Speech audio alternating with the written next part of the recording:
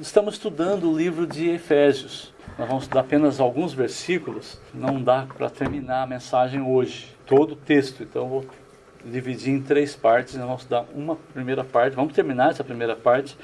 Mas eu queria que os irmãos entendessem a riqueza que é o livro de Efésios. Muito rico. Toda a Bíblia é, mas Efésios para nós é muito rico. Então eu quero passar para os irmãos um panorama. Capítulo 5, nós estamos envolvidos com o desenvolvimento do caráter de Cristo em nós. Isso significa que aquilo que você faz, nós cantamos há pouco que a Deus toda a honra e toda a glória, nós expressamos o que nós devemos fazer, deve ser de forma diligente, aprendemos com provérbios que você não deve ser preguiçoso, você tem que ir lá olhar as formigas de vez em quando, espelhar-se nelas no sentido de estarem trabalhando, não importa o que você faça. Você que já foi criança, já prejudicou muitos formigueiros na sua infância. E você coloca coisas lá, destrói, e as formigas estão lá e refazem tudo. E você destrói aquele formigueiro, no outro dia está lá de novo construído. É algo assim que você pode pegar como exemplo de ser uma pessoa diligente. Porém, muito mais do que realizar obras, mais importante é estarmos trabalhando, cooperando com o Senhor, para que o caráter dele seja desenvolvido em nós. E nós vamos ver uma pequena diferença, o que é viver conforme o caráter ou viver conforme o moralismo.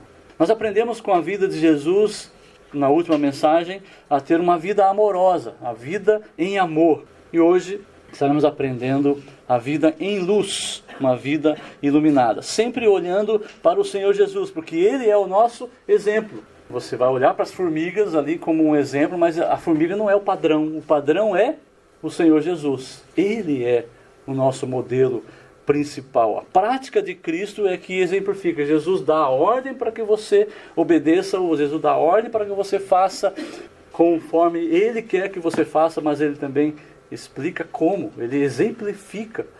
E Ele mostrou na sua vida o que é ser um cristão. Vida iluminada. Estaremos vendo nesse texto, capítulo 5, de 7 a 17. Porém, hoje ficaremos apenas com os primeiros versículos, de 7 a 10. Eu coloquei aqui o texto. Portanto, não participem com eles dessas coisas, porque outrora vocês eram trevas, mas agora são luz no Senhor. Vivam como filhos da luz, pois o fruto da luz consiste em toda bondade, justiça e verdade. Aprendam a discernir o que é agradável ao Senhor. Não participem das obras infrutíferas das trevas, antes exponham-nas à luz, porque aquilo que eles fazem em oculto, até mencionar, é vergonhoso. Mas tudo que é exposto pela luz torna-se visível, pois a luz torna visíveis todas as coisas. Por isso é que foi dito: desperta, ó tu que dormes, levanta-te dentre os mortos, e Cristo resplandecerá sobre ti. Tenham cuidado com a maneira como vocês vivem, que não seja como insensato, mas como sábio, aproveitando ao máximo cada oportunidade, porque os dias são maus. Portanto, não sejam insensatos, mas procurem compreender qual é a vontade do Senhor. Nós vamos estudar esses primeiros versículos, essa primeira parte ali em cima, e queremos contar com a graça do Senhor, para que Ele ilumine os nossos corações, as nossas mentes, possamos, com o nosso ser integral, entender e aplicar, praticar a Sua palavra. Vamos abaixar nossas cabeças? Pai, nós rogamos ao Senhor mais uma vez, que nós possamos aqui juntos com o Senhor aprender da Tua palavra e sairmos daqui encorajados a praticar, a colocar nas nossas mãos, nos nossos pés, nas nossas palavras, aquilo que o Senhor há de colocar em nosso coração nesta manhã. Dá-nos, ó Deus, sabedoria, ensina-nos como fazer e pedimos ao Senhor graça, capacitação para colocar em prática tudo isso. É a nossa oração no nome de Jesus. Amém. Aqui vamos perceber, capítulo 5, que nós estamos envolvidos com o desenvolvimento do caráter de Cristo. E por estarmos envolvidos com este desenvolvimento, o caráter de Cristo se formando em nós, por estarmos envolvidos aí, devemos sempre buscar seguir o exemplo do nosso Senhor Jesus. Nesse texto nós aprendemos que o crente ele é privilegiado por viver na luz. Não é uma vivência normal, é um privilégio. O crente ele é privilegiado. A luz elimina a insegurança. Se você mora num local escuro e você vai chegar lá na sua casa, tem que passar por um beco escuro, você passa com um certo temor. Se tiver luz, você já tem menos insegurança, né? Menos temor. A luz, ela elimina essa insegurança. A luz, ela expõe a verdade. E a luz também envergonha os maldosos. A luz revela até as más intenções que estão ali no seu coração, no seu íntimo. Quando a verdade é exposta, ela mostra de fato toda a verdade. A carta de Paulo aos Efésios é dividida em duas partes. Capítulos de 1 a 3. Paulo apresenta a posição do crente, quem ele é em Cristo, quem o crente é. E o crente está vivo em Cristo.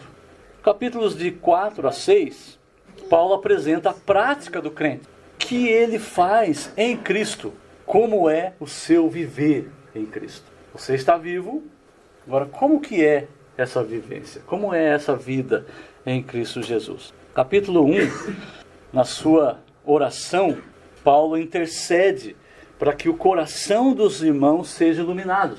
Ele diz lá, oro para que o seu coração seja iluminado. Por quê? Porque como já aprendemos, quando tem luz, mostra a verdade. A luz dá segurança. Paulo está orando para os crentes que já são luz do Senhor.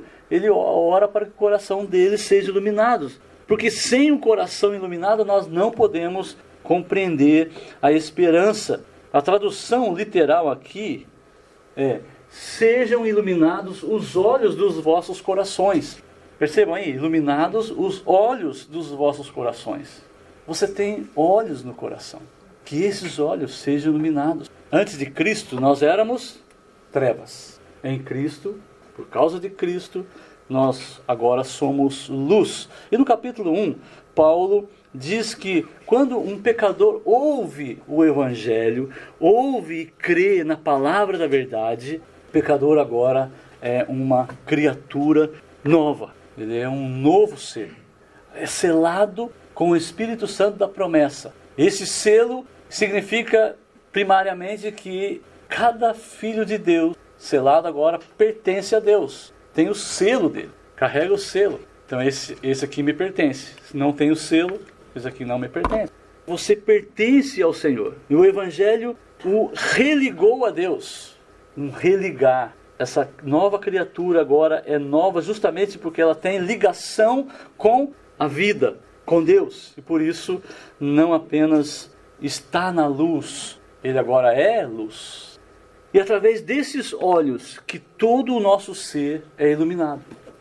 Os olhos do coração. Com os olhos da fé, o pecador não apenas vê e entende o Evangelho. Não é apenas os olhos do entendimento que foram iluminados. É isto, com certeza, mas muito mais. Os seus olhos, quando você recebeu a nova vida, os seus olhos tornaram ou foram tornados bom. Todo o seu corpo então se enche de luz. Jesus disse lá no seu Sermão do Monte, quando ele estava pregando aos seus discípulos, falou vários assuntos, e em um determinado momento ele diz: ajuntem tesouros celestiais. Ajunte tesouro no céu. Lá não tem traça, não tem ladrão que vai roubar. Ele fala sobre isso. No final daquele parágrafo ele vai dizer: não se pode servir a Deus e as riquezas. Então está falando, ajunte tesouro nos céus, não ajunte tesouro na terra. E vai terminar dizendo, não se pode servir ao mesmo tempo dois senhores. Só que entre essa primeira parte, que ele fala, ajunte tesouro nos céus e não na terra, aí o final ele coloca esse texto aqui. Seus olhos são como uma lâmpada que ilumina todo o corpo. Quando os olhos são bons, todo o corpo se enche de luz. Mas quando os olhos são maus, o corpo se enche de escuridão. E se a luz que há em vocês é, na verdade, escuridão, como é profunda esta escuridão. que Mateus coloca, registra o que Jesus disse, e Jesus colocou estas palavras, essas frases, entre não ajunte tesouros, porque não dá para você servir a Deus e as riquezas ao mesmo tempo. Porque tem a ver com os olhos iluminados. Isso significa que somente os que já foram iluminados, os que já são luz, ou seja, já nasceram de novo, que tiveram os olhos abertos e receberam a luz, iluminando todo o ser, somente essas pessoas podem apresentar olhos bons. Pode de fato demonstrar com as suas atitudes, as suas afirmações, com a sua vida, que possui olhos bons. E aqui, colocando isso no contexto de ajuntar tesouros nos céus e não servir as riquezas, mas servir somente a Deus, nós podemos perceber que, entender que a graça de Deus é uma graça generosa, é uma graça rica, é uma graça cujo nome daríamos como tesouro, porque ela é proveitosa para todos que receberam essa graça. Então, mesmo que quantitativamente, seja quantidade de dinheiro, quantidade de bênçãos, quantidade de alegrias, sejam menores, não importa, se eu comparo com alguém, eu falo, eu tenho menos. Não importa, mesmo que quantitativamente eu esteja com menos, tudo o que tenho é graça. E o mínimo que eu posso reagir diante dessa graça é com gratidão, com alegria, com regozijo. Essa é a reação que aquele que tem os olhos iluminados, olhos bons, vai ter. Nenhuma riqueza deste mundo vai seduzir os filhos de Deus. Por isso, Jesus deixa bem claro que quem recebe a graça de Deus vai servir a Deus, mesmo que Deus até dê a ele muitas riquezas, mas ele não vai se deixar seduzir por elas, porque ele está capacitado pela graça de Deus. O capítulo 1 termina com esse texto. Deus colocou todas as coisas debaixo dos seus pés, o designou como cabeça, o Senhor Jesus, cabeça de todas as coisas para a igreja, que é o seu corpo, a plenitude daquele que enche todas as coisas em toda e qualquer circunstância. Os olhos estão na cabeça. Se os olhos de Jesus são bons, então ilumina todo o corpo que é a igreja. Então a igreja iluminada como corpo de Cristo, cada crente participante do corpo, cada crente genuíno, nascido de novo, pode perceber a plenitude da graça de Deus em qualquer circunstância. O capítulo 2 praticamente começa com esse pressuposto de que você tem olhos bons. Com olhos bons, vocês podem entender perfeitamente que eram trevas. Deixa eu ler aqui apenas a parte amarela ali. Você pode ler todo o texto também, só destacando a parte amarela. Somos a sua casa, um templo santo para o Senhor, onde Deus vive por seu Espírito. Com esses olhos bons, nós vamos perceber que nós éramos trevas, estávamos mortos, vivíamos na desobediência, merecedores da ira de Deus, mas pela sua graça, Deus nos deu vida em Cristo Jesus. E Deus nos uniu.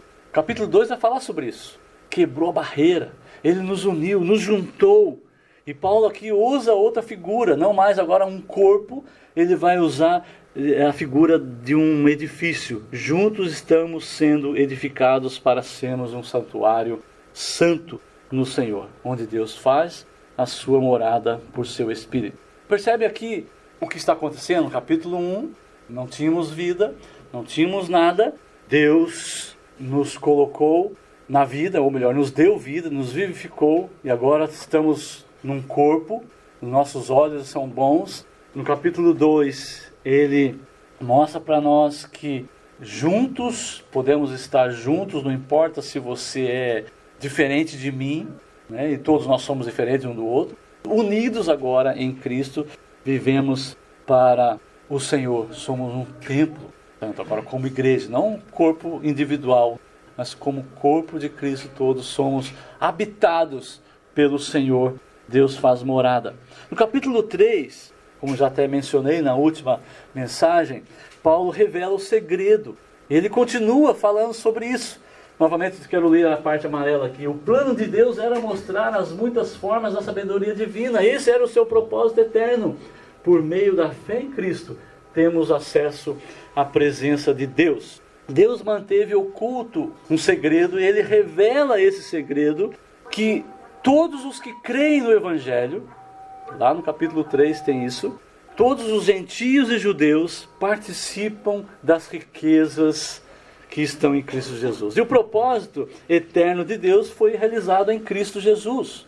Em sua presença, nós temos acesso livre a Deus. Estamos na presença de Deus, por causa de Cristo. Nós podemos e devemos tornar conhecido a multiforme sabedoria de Deus. Então percebe agora, Ele nos uniu como corpo, e como corpo nós vamos mostrar a multiforme sabedoria de Deus. O que é multiforme? São várias formas, muitas formas diferentes da sabedoria de Deus. A sabedoria de Deus é diferente da sabedoria do mundo. Deixa eu estudar só alguns exemplos aqui. Quem quer ser o maior, seja o primeiro a servir. E isso é uma oportunidade que nós temos quando nós nos ajuntamos, né? De servir ao irmão, de perceber que alguém está precisando de algo e você vai lá, vai servir. Se toda a comunidade está precisando, vamos servir. Se precisa arrumar a sala, todos vão colaborar. Se você quer ser o maior, seja o primeiro a servir. E não o primeiro a dar ordem. Pessoal, arruma aí. É o primeiro. Ou, Deus resiste aos soberbos, mas exalta os humildes. Ou ainda, se alguém lhe bater na face, oferece a outra. Que sabedoria é essa? Amai vossos inimigos. Orai pelos que vos perseguem. Há maior bênção em dar que em receber. E aí, tantas outras podemos extrair. Você pode escrever um livro mostrando a sabedoria de Deus, que é totalmente diferente da sabedoria do mundo. E ele completa o capítulo glorificando ao Senhor na igreja e em Cristo Jesus. Capítulo 4, Paulo apresenta o primeiro rogo, a primeira solicitação que ele faz nos seus capítulos finais. Vivam de maneira digna da vocação que vocês receberam. Na verdade, ele está dizendo simplesmente o seguinte: olha, no capítulo 1, 2 e 3, deixei claro para vocês que vocês estavam mortos e agora vocês estão vivos. E aí no capítulo 4 ele começa só simplesmente falando: vivam. Você está vivo, então o que você tem que fazer? Viver. Vocês foram vivificados, foram iluminados, portanto, vivam. Sejam luz, mostrem-se. Não é para ficar escondido. No capítulo 4 temos um exercício santificador. O exercício santificador do capítulo 4, nos versículos 22 a 24, diz o seguinte: que você que vai mostrar ao mundo, vai mostrar agora a multiforme sabedoria de Deus, você precisa demonstrar isso não em obras, mas através do caráter de Cristo em vocês. Então ele diz: vocês precisam fazer esse exercício que é despojar, tirar o velho homem, renovar a sua mente, revestir do novo homem. É tirando tudo o que é seu. Jogo fora aqui o Carlos, jogo fora e coloco Jesus. Como? Através da renovação da minha mente, que a palavra de Deus fará isso na minha existência. Esse procedimento é uma prática que precisa ser realizada no corpo de Cristo. Jesus mesmo dotou a igreja, ele concedeu dons à igreja para que o corpo seja edificado. Capítulo 4 deixa claro isso, que ele concedeu esses dons para que o corpo, sendo edificado, esteja alcançando, esteja sendo edificado até que alcance a unidade da fé e o conhecimento do Filho de Deus. Ou seja, que o corpo amadureça. A vida dos filhos de Deus precisa ser diligente, não preguiçosa. O Filho de Deus, ele é diligente, ele trabalha, porque o Espírito Santo habita cada um dos crentes. Cada um deles foi selado. Cada um de nós, cada um de vocês foram selados com o Espírito Santo para o dia da redenção. E o capítulo 4 termina com a recomendação para se livrar então de toda amargura, ira, raiva, palavras duras, todo tipo de maldade. Em vez disso, sejam bondosos e tenham compaixão uns dos outros, perdoando-se como Deus perdoou em Cristo Jesus. E o capítulo 5, no começo já, nós já vimos a mensagem anterior, temos o segundo rogo de Paulo. Relembrando aqui, o primeiro rogo, vivam de maneira digna do chamado de vocês. O segundo, sejam imitadores de Deus como filhos amados. O que nós aprendemos de Jesus nos primeiros 6 versículos desse capítulo? Que a vida amorosa, segundo Jesus, é a vida dos seus filhos, dos filhos de Deus. Nossa vida em amor. E amor total significa perdão total. Se você ama pouco, é porque você perdoa pouco. Se você ama muito, é porque você perdoa muito. Perdão total, amor total. E aprendemos que o amor é uma das ideias que expressa o conteúdo total da fé cristã. Hoje, o que nós vamos aprender? Aprenderemos com Jesus nesse texto que estamos envolvidos com o caráter dele em nós e a vida de Jesus nos ensina a viver em luz, uma vida iluminada. Vamos ver ainda só um terço. Espero que na próxima mensagem eu consiga completar os 2 terços e a gente termina essa parte de vida iluminada. Jesus, ele é a luz, portanto, o seu ensino sobre vida em luz é a vida nele. Viver em Jesus. Viver em luz é viver em Cristo. Para aproveitar todo esse texto, só fazer um resumo, um esboço aqui do texto todo, de 7 a 17. Ele está dizendo o seguinte: não participe com eles dessas coisas, não participe do que elas fazem. O versículo de 11 a 14, ele vai dizer: não participe dos feitos inúteis do mal e da escuridão, não participe das obras infrutíferas das trevas. 15 a 17, não sejam como insensatos, não realizem atos de forma impensada. Percebe aqui que nós temos 3 negativas. E Paulo acrescenta agora informações para nós o que eram. Vocês eram trevas, agora são luz no Senhor. Aqui, antes vocês faziam obras infrutíferas em oculto, agora vocês a reprovam expondo essas obras. Antes viviam como insensatos, agora como sábios. Antes insensatos, agora cuidadosos com a maneira de viver. Por último, ele completa: produzam o fruto da luz em bondade, justiça e verdade. Procurem descobrir o que agrada ao Senhor. Desperte, você que dorme, levante-se dentre os mortos e Cristo o iluminará. Procurem entender a vontade do Senhor. Então tem muita coisa, tem muita riqueza aqui nesse texto. Por isso vamos mastigar bem os primeiros 4 versículos. Então, observando cada parte desse texto, de 7 a 10, nós temos: não participe com eles dessas coisas, não participe do que elas fazem. Vocês eram trevas, mas agora são luz no Senhor. Procurem descobrir o que agrada ao Senhor. O viver do cristão é importante, muito importante.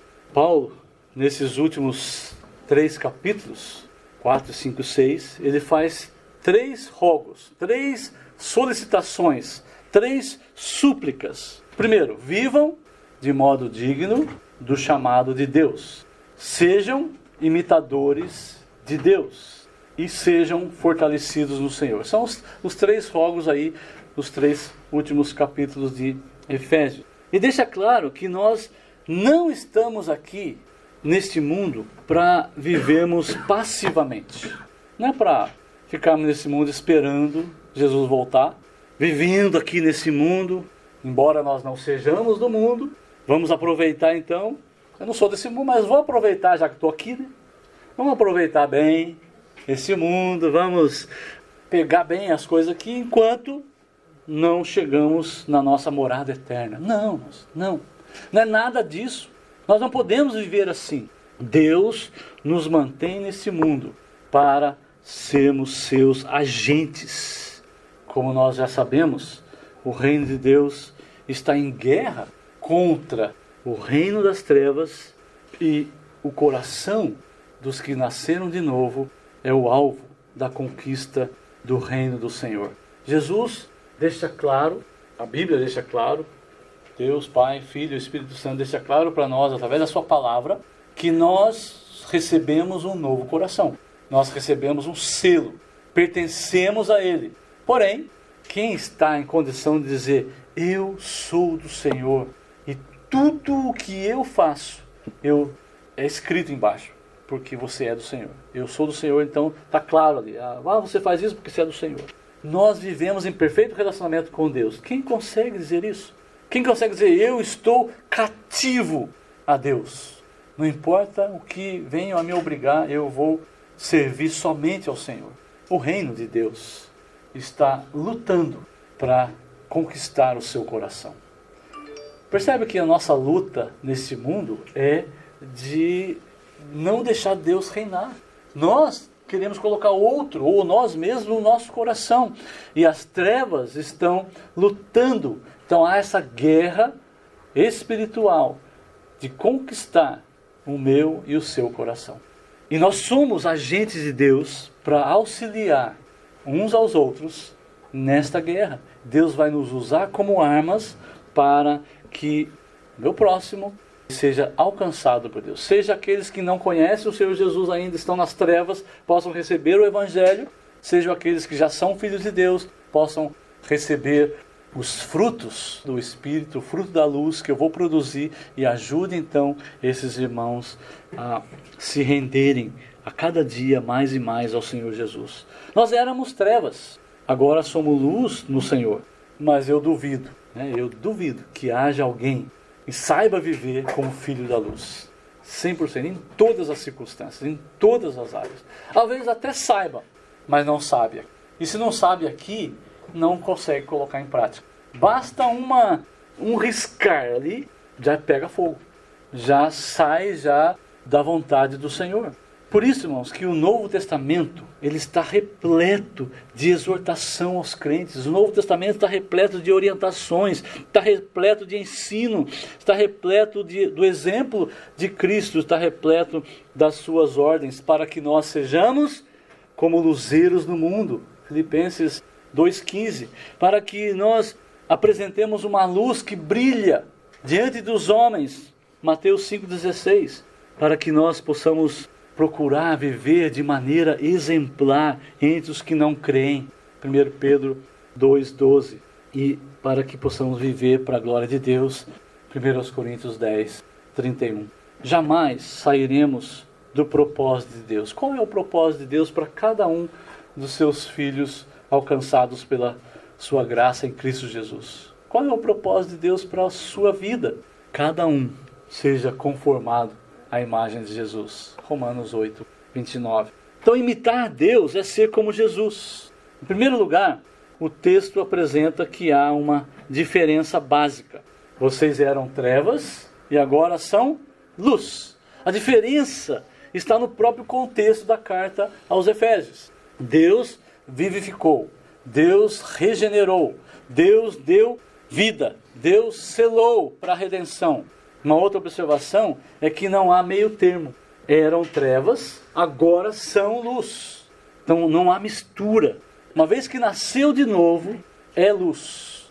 O processo da regeneração pode ser diferente. De repente, para alguém, foi simplesmente ligar a lâmpada, né? Pá, já acendeu. Talvez para outro, o processo do novo nascimento foi como o amanhecer. Devagarinho, de repente, nasceu o sol. Agora, nasceu, não importa, é luz. Nasceu, já é luz. Portanto, não existe meio cristão. Como é que você... eu estou mais ou menos... Sou meia, assim, ainda não sou, mas eu sou. De vez em quando sou, de vez em quando não. Não tem isso aí. Uma pessoa não cristã, de acordo com o apóstolo aqui no texto, não apenas ele está nas trevas, mas ele é trevas. E é importante que a gente saiba disso. É importante porque quando você vai evangelizar, quando você vai compartilhar a sua fé, quando você vai passar para alguém a verdade do evangelho, você tem que saber que você está falando com alguém que é trevas. Não há luz, mas ele não é alguém que está nas trevas. É alguém que faz parte das trevas. É trevas. É o texto que deixa bem claro isso. Não há luz nenhuma naqueles que ainda não nasceram de novo. Muito bem, nós entendemos quem éramos. E uma vez que nós somos luz, e aqui temos de forma clara que a vontade do Senhor é que nós sejamos como Jesus. que vivamos em luz. Agora, o que significa viver em luz? Vivam como filhos da luz. Mas o que é a luz? Nas Escrituras, a luz se relaciona com duas coisas, né? Dois aspectos. Intelectualmente, a luz se refere à verdade. Quando fala de mentira, está falando de coisas escuras, escondidas, trevas. Fala de luz, verdade. E moralmente, a luz se refere à santidade.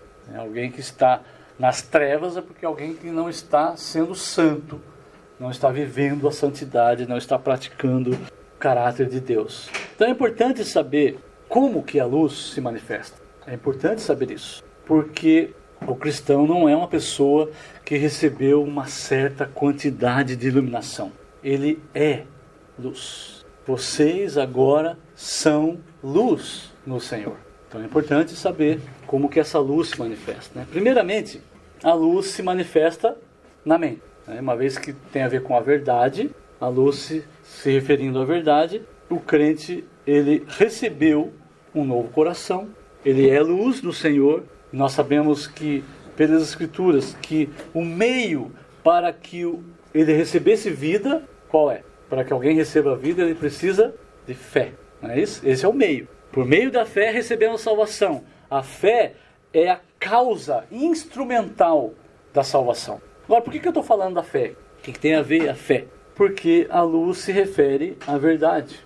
A verdade das Escrituras, a verdade de Deus. Muitas verdades concernentes a Deus, elas também estão acessíveis a muitas pessoas, né? Por exemplo, onde existe Bíblia traduzida, centenas de idiomas que já tem e centenas de idiomas que ainda não tem, mas nesses que já tem, qualquer pessoa que saiba ler aquele idioma vai ter acesso à verdade escrita nas Escrituras, certo? Não sei como foi a sua história de conversão, de regeneração, mas certamente em um bom tempo, enquanto você era trevas, você lia a Bíblia.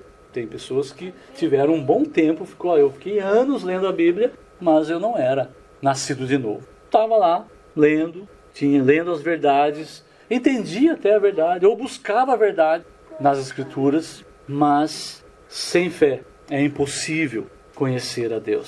Sem fé é impossível perceber.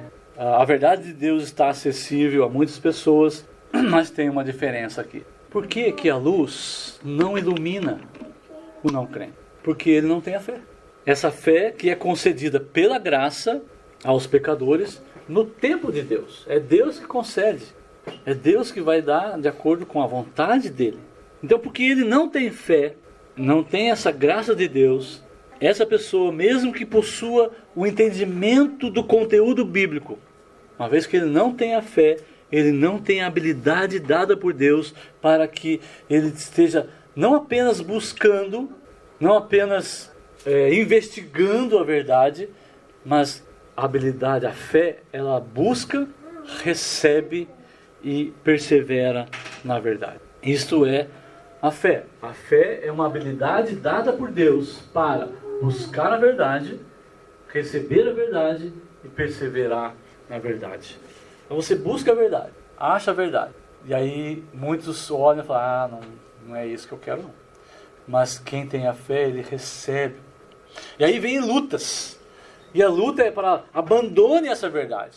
Mas ele tem a fé e ele persevera na verdade. A mente do crente é diferente, porque não é apenas uma questão de raciocínio. Não é uma questão de inteligência, de razão. É isso também, mas é muito mais. Existe a fé que ilumina sobrenaturalmente a mente do nascido de novo. Por exemplo, o pecado, ele tem significado totalmente diferente para o pecador, que ainda não está com a sua mente iluminada. Ele não sabe o que significa pecado. O incrédulo não tem o real significado do pecado. O procedimento mal das pessoas, dos homens, é explicado em termos de ambiente, né? Em termos de hereditariedade, em termos de educação ou falta de educação. Se você fala para essas pessoas que o homem ele é separado de Deus e portanto ele está morto espiritualmente, se você fala isso, praticamente você vai ser ridicularizado. Para eles é como se é uma coisa monstruosa. Outro exemplo é como é que nós vemos o Senhor Jesus Cristo. Os da fé olham para Jesus e sabem e estão convictos de que o Senhor é Deus, que Jesus é meu Senhor, Jesus é Senhor. Então quem está na luz, quem está na verdade, consegue ouvir essa afirmação e confirmar no seu coração. Para as trevas, Jesus no máximo é um bom profeta. Experimente dizer para eles, Jesus é 100% Deus, 100% homem. Não dá para entender. Deus se fez carne e habitou entre nós, se manifestou em carne. O próprio Deus, toda a plenitude da divindade agora está numa pessoa, de carne e osso, que nasceu entre nós. Como um professor brincava na sala de aula, dizia, olha, Deus agora tem um CEP. Onde está Deus? Está lá, olha, naquela casa lá, a rua, vira direita, está lá. Jesus estava lá. Lá está Deus, que Jesus é 100% Deus. Então a mente do crente é iluminada, está iluminada. O coração dele também é iluminado. A mente e o coração. O coração corresponde com a razão. Mais uma vez aqui a fé participa. A verdade pode ser buscada, pode ser até compreendida, mas não pode ser recebida sem fé. As pessoas sem fé não podem ser cativadas pela verdade. Por isso que a luz se manifesta no coração. E aqui nós vamos discernir a santidade. O crente deseja a santidade. Olha o versículo 9. Pois o fruto da luz produz apenas o que é bom, justo e verdadeiro. Não são obras. As obras são das trevas. Em relação à luz, a palavra aqui é fruto. Quais são, as características dos frutos? Nós temos fruto da luz e obra das trevas. Quais são as características de um fruto? Primeiramente, você tem lá os botões, a flor. Depois você tem ali uma insinuação de fruto. Veio a polinização. Essa flor vai se fechar ali, e vai começar a formar uma massa em torno da semente. E aí gera então o fruto propriamente dito. Todos os frutos são iguais? Não. Os frutos são frutos, mas tem diferenças. Tamanho, cor, forma. Diferenças individuais. Não são produzidos em série, como um molde humano. O nosso molde é Cristo, mas nós somos pessoas diferentes de Cristo, pessoas individuais. Isso significa que ninguém deve forçar um comportamento a você. E nem você deve forçar um comportamento para si mesmo. Aí que nós vamos começar a perceber a diferença entre obra e fruto. Infelizmente, por causa do pecado e não conhecimento da palavra, muitos crentes estão produzindo obras e não fruto da luz. A obra do Espírito Santo em mim e em você está ocorrendo diariamente. Como é que está? Em que estação, em que área você está? Em que situação você está? Como está o seu fruto? Está aqui já? Está aqui ainda? Enfim, existem etapas diferentes um na vida do outro. A minha reação está sendo fiel? Está sendo rebelde? O caráter de Cristo está mais forte em você do que em mim? Irmãos, o cristão genuíno almeja ser como Jesus. Aquele que nasceu de novo, ele tem como alvo não ser como determinada pessoa, mas ser como Jesus. Nós podemos até ter pessoas como exemplo de imitador de Cristo. Assim como Paulo falou, sejam meus imitadores como eu sou de Cristo. Mas a ideia é que todos nós imitemos Deus, porque Ele é o nosso padrão. Jesus é o modelo. Ele é o padrão que devemos olhar e seguir. Observando melhor o texto aqui, 5 de 7 a 10, a chave para esse parágrafo está em saber discernir o que é agradável ao Senhor. Esse capítulo nos ensina que estamos envolvidos com o desenvolvimento do caráter de Cristo em nós. O fruto da luz, fruto do Espírito, não são obras. Precisamos entender isso. É caráter que vai ser exposto no seu comportamento, nas suas decisões. E agora vou dizer aqui, nas suas obras. Fruto da luz não são obras, mas o caráter de Cristo vai ser exposto nas suas obras. temos agora a aprender qual é a diferença. Para ser um imitador de Cristo, é preciso que o Espírito Santo esteja habitando na pessoa, e assim o caráter de Cristo vai se formando e tomando lugar do seu caráter, do seu mau caráter, do meu mau caráter. A obra do Espírito Santo é transformar cada um de nós, cada um dos seus filhos, na imagem de Jesus. Ser santo é ser como Cristo. Ser como Cristo é ter o caráter de Cristo em mim, é ter o caráter de Cristo em você, é ter o caráter de Cristo em nós, passando a ser o nosso caráter. Então, depois que o caráter está desenvolvido, né, ou está desenvolvendo em mim e em você uma obra que possa ser realizada por mim e por você, vai ter algum valor, porque vai ser fruto. Ela não vem de fora, não é um comportamento imposto, não é uma obra moldada segundo informações ou modelos humanos, mas é fruto. Então, sem o caráter de Cristo, qualquer obra será uma obra resultante até mesmo de um dom, de uma habilidade, de um talento dado por Deus. Porque você só vai fazer alguma coisa porque Deus o capacitou. Mas essas obras serão apenas obras. Eu vou citar aqui um texto. Se eu falasse a língua dos homens, dos anjos, mas não tivesse amor, seria como um sino que ressoa, um símbolo que retine. Se eu tivesse o dom de profecia, se entendesse todos os mistérios de Deus, tivesse todo o conhecimento, se tivesse uma fé que me permitisse mover montanhas, mas não tivesse amor, nada seria. Se desse tudo que tenho, não é pouquinho não, tudo que tenho aos pobres, e até entregasse meu corpo para ser queimado, e não tivesse amor, de nada me adiantaria. As obras têm como objetivo provar algo a alguém. As obras têm como objetivo a vanglória. Os frutos têm como objetivo glorificar a Deus.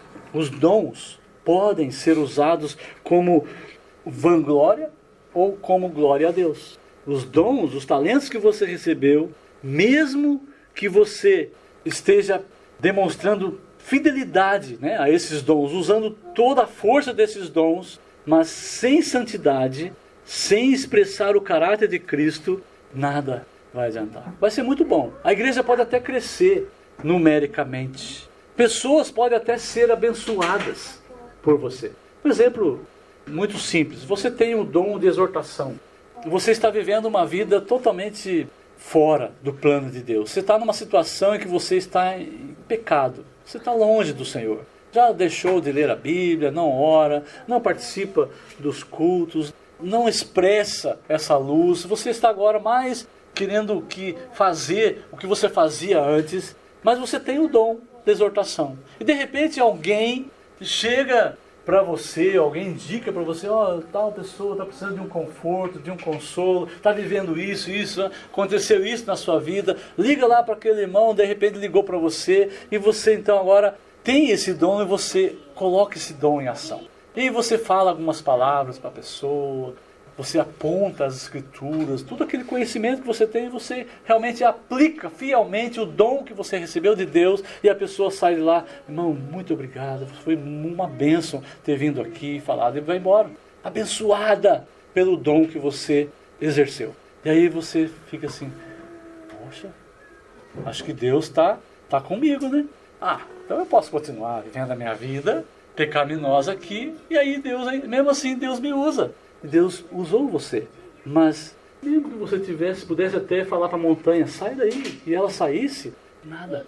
É obra que lá no último dia vai ser colocado fogo e vai sumir. Se houver santidade, certamente as suas obras não serão apenas obras, mas fruto da luz, fruto do Espírito, pois o caráter de Cristo está em evidência. O caráter de Cristo está sendo desenvolvido na sua vida. Pois o fruto da luz produz apenas o que é bom, justo e verdadeiro. Procurem descobrir o que agrada ao Senhor. O fruto da luz produz apenas o que é bom. Bondade. Bondade indica equilíbrio. Bondade é aquilo que é nobre, aquilo que é excelente, vai operar em conjunto, em harmonia, e traz benefício ao seu próximo. Em outras palavras, O crente bom é aquele que está interessado em promover a felicidade de todos o que o cercam. Todas as pessoas que estão próximas. Ele está interessado nele, ele preocupa-se com os outros, está ligado em melhorar a condição do seu próximo. O fruto da luz, o fruto do Espírito, não é uma ação que vem de fora. Não é uma ordem, vai lá e ajuda aquela pessoa, vai lá fazer isso, e você recebe e você vai, mesmo sem talvez motivação verdadeira. Mas o fruto da luz, o fruto do Espírito vem da raiz, vem do Espírito que habita em você. Aquela obra que é mostrada lá na árvore, né? Aquele fruto que é mostrado pela árvore, deixa claro que existe uma disposição ativa em direção à comunhão e ao compartilhamento, a fim de alcançar um companheirismo que ajuda o próximo, seja na angústia ou na aflição. De fato, existe esta disposição genuína e verdadeira. Então as palavras, as ações, até mesmo a linguagem não verbal vai acontecer naturalmente. Eu vou dar um exemplo aqui que você pode fazer só teatralmente, né? Você pode fazer isso, mas não vai valer nada. O mais importante é quando você faz de forma natural. Por exemplo, um familiar, aqui vai ter as três coisas: a palavra, as ações e a linguagem não verbal. Então, imagina um familiar, pessoa da sua família, servindo o outro prato de comida no almoço, no jantar, e chegando sorridente para servir. Vai servir sorridente, então uma expressão não verbal. Servindo, então você está fazendo uma ação de servir, e ao mesmo tempo o assunto da conversa, palavras que você vai soltar, são perguntas de repente de interesse do outro. Você não vai buscar fazer perguntas do seu interesse, mas do outro. Vai perguntar as coisas que aquele outro da sua família está interessado. Certamente todos aqueles que estão assistindo a sua ação ali vai dizer: essa pessoa é uma pessoa boa. Justiça, o fruto também ele é justo. O que é justiça? Justiça significa conformidade com a lei. Tem a ver com retidão. Fala em justiça, você lembra ou vai para a palavra retidão. A vida do cristão ela é regida por princípios. Então, imitar Deus, olhando para Jesus, que produz o fruto da luz, porque Ele é a luz, levará cada um de nós à prática da justiça e retidão. O caráter de Cristo estará no cristão e a sua forma vai mudando conforme a forma de Cristo. Então a conduta do cristão, a conduta do crente será reta em todas as esferas da vida. E aqui queremos dar ênfase nos relacionamentos. Nos nossos relacionamentos, eles serão corretos. Correto significa reto segundo as Escrituras. Porque a base de uma vida reta, de uma vida correta, um relacionamento correto, é a vida de Jesus. E o relacionamento que você tem com Ele. Essa é a base. Eu não vou ser correto com as pessoas para que as pessoas aplaudam-me. Isso é obra. Eu vou ter um relacionamento correto porque primeiramente, eu tenho um relacionamento correto com o Senhor Jesus. A retidão de Jesus é o meu padrão e a minha base. O termo justiça, ele leva, como disse, a palavra retidão. E às vezes a gente para muito no significado dessa palavra, na conduta moral, na pureza sexual que essa palavra nos leva, ou às vezes para alguém que fala assim: eu sou uma pessoa diligente em oração, eu leio as Escrituras, então eu estou fazendo aquilo que é reto, aquilo que é justo. Mas essa palavra nas Escrituras se refere ao viver diário, no qual a pessoa trata com justiça, generosidade e igualdade todos os relacionamentos na família e na sociedade. Olha só, Mateus 6:1 diz: tenham cuidado de não praticar suas obras de justiça diante dos outros para serem vistos por eles. Se fizerem isso, vocês não terão nenhuma recompensa diante do Pai ou do Pai Celestial. Não ofertar ou ofertar algo a alguém que seja necessitado sem generosidade não é apenas mesquinharia, não é apenas, como o pessoal fala, mão fechada, pão duro. Não é isto, é uma obra de injustiça. Quando você oferece, você está fazendo uma obra de justiça.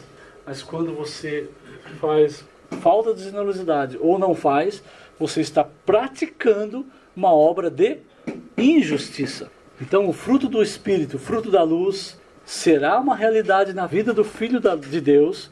Enquanto nós não produzimos esse fruto, nós, na verdade, estaremos mais parecidos com o que éramos antes de Cristo. A nossa vivência será segundo as trevas. E vivência segundo as trevas vai ser experimentada, ou já está sendo. E vai ser experimentada por mim e por você, enquanto Cristo não voltar.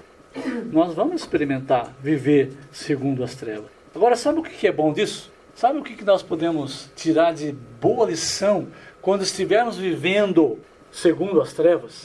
Seja alguém ou a própria palavra nos mostrar que estamos vivendo segundo as trevas e não segundo a luz. Sabe uma boa lição disso? É que dependemos do Senhor totalmente. Por isso, nós não podemos nos afastar nem um segundo de Deus. Porque um segundo que você se afasta de Deus, você vai praticar obras de injustiça. E o fruto da luz produz o que é bom, justo e verdadeiro. Verdade significa Jesus. Ele mesmo já falou, eu sou a verdade.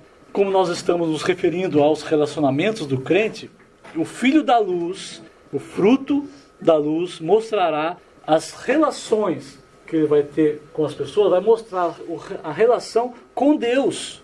O seu fruto vai mostrar esse relacionamento com Deus, porque Ele é a verdade. O que você está mostrando? É obra artificial ou é fruto do Espírito? Se estiver relacionado com quem Deus é, com a santidade de Deus, com a vontade de Deus, provavelmente é fruto. Para resumir, a verdade aqui é luz também. Se você está, por exemplo, numa estrada, né, lá na Rocinha, lá na estrada da Rocinha andando, acabou a bateria do seu celular, você não tem mais lanterna para andar, você está lá andando naquela escuridão, de repente alguém vem com uma luz muito forte, e aí você vai começar a perceber aqueles animaizinhos rastejantes, tudo correndo ali, fugindo da luz. Por quê? Porque a luz revela a verdade, né? A luz mostra, e você vai perceber isso tudo. Nos seus relacionamentos, a verdade de Deus fará com que os que são trevas fujam da verdade. Ou Deus move o coração deles e você vai poder testemunhar uma transformação e ver alguém nascendo de novo, ou você vai ver as pessoas fugindo da verdade. É assim que vai acontecer. Isso nos leva a entender melhor o versículo 10. Aprendam a discernir o que é agradável ao Senhor. O Filho da Luz, a vida iluminada, está disposta a verificar o que é realmente agradável ao Senhor. O Filho da Luz não é para ser diferenciado. Presta atenção aqui. Não é para você pegar alguém ou a você mesmo e comparar com alguém que não conhece Deus e é totalmente depravado nas suas ações. Alguém que vive assim, moralmente falando, reprovada. Quem quer que seja. Aí você fala, minha vida é assim e a vida das pessoas é assada. Totalmente diferente. Não é apenas essa comparação. O filho da luz precisa ser diferenciado dos filhos das trevas, mas que ele é um bom homem. Uma pessoa de boa índole, uma pessoa com uma boa moral. Tem muitas pessoas assim. Muitas pessoas que procuram viver corretamente, honestamente. Talvez uma comparação direta, ambas as pessoas, você não vai ver diferença. Ambos parecem bons. Os seus atos são bons, são justos e verdadeiros, têm as características dessas três virtudes. Mas um é cristão genuíno, o outro não. Qual? O verdadeiro cristão prova o que é aceitável, agradável a Deus. O cristão genuíno, ele não está preocupado, ele não está interessado nas virtudes, bondade, justiça e verdade, simplesmente como virtudes, o que elas são em si mesmas. Como virtudes abstratas. Não interessa isso apenas. Ele está interessado nelas porque sabe que elas contribuem para a vontade do Senhor, para agradar ao Senhor. Ser bonzinho com alguém que não reconhece os seus atos de bondade, né? Você vai realizar uma obra boa, justa e verdadeira para com alguém, e essa pessoa se torna ingrata, nem agradece o que você está fazendo. E você faz de novo, e ela nem agradece. Às vezes até reclama ainda, que não foi muito bom assim, do ponto de vista dela. Se você está fazendo apenas pelas virtudes, tem que fazer uma coisa boa, justa e verdadeira, o que vai acontecer? Com o tempo, você vai desistir de fazer para aquela pessoa. Não vai deixar de fazer para as outras, mas você pode, para aquela pessoa, você vai deixar de fazer. Por quê? Porque você estaria simplesmente olhando para as virtudes em si. Mas o cristão genuíno, ele possui a ambição de frutificar o que é agradável ao Senhor. E ele vai prontamente dizer, como Paulo: quanto a mim, pouco importa como sou avaliado por vocês ou por qualquer autoridade humana. Na verdade, nem a minha própria avaliação é importante. O Senhor é quem me avaliará e decidirá. Mas eu não posso parar aqui.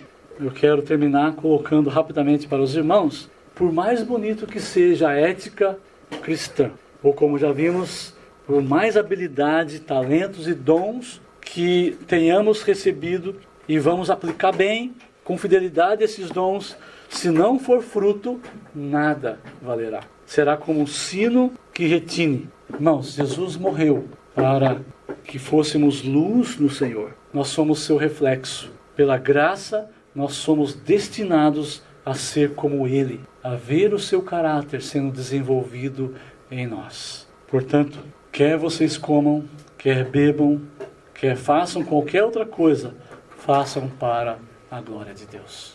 Essa seja a sua marca. Mesmo que você não receba reconhecimento pelas suas obras, você não está fazendo para vanglória, está fazendo para a glória de Deus.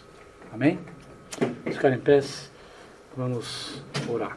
Querido Deus, eterno Pai, ajuda-nos a, de fato, viver em luz, viver em Jesus, viver essa vida privilegiada, desfrutar desse privilégio que o Senhor nos concedeu, que neste mundo de trevas podemos demonstrar a multiforme sabedoria do Senhor, não para que as pessoas nos aplaudam, as pessoas nos elogiem, mas para que o Senhor seja glorificado. Ó Deus, ajuda-nos a discernir bem isso, a vivermos uma vida santa, uma vida em que o caráter de Jesus, de fato, seja desenvolvido em minha vida e na vida dos nossos irmãos aqui. Ajuda-nos todos. É a nossa oração, agradecidos pela Tua Palavra, que nos encoraja, que nos ensina e roga a nós para que possamos viver imitando ao Senhor, olhando para o Senhor mesmo, entendendo e compreendendo como viver nesse mundo. Ó Deus, abençoa-nos em nome de Jesus. Amém.